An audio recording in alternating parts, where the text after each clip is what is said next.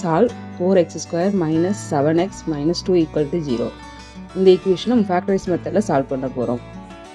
Factorise method நமக்கு already தெரியும், அப்படி தானே?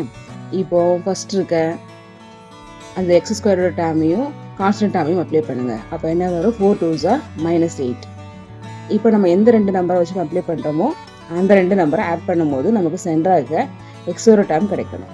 அப்போது 1 8s are 8. அதில் நம்ம இப்போ எந்த பக்கம் சிம்பிள் போடணும்? Minus plus. இப்போ நமக்கு வந்து லாஸ்ட் டேமும் மிடில் டேமும் மைனஸில் வருது.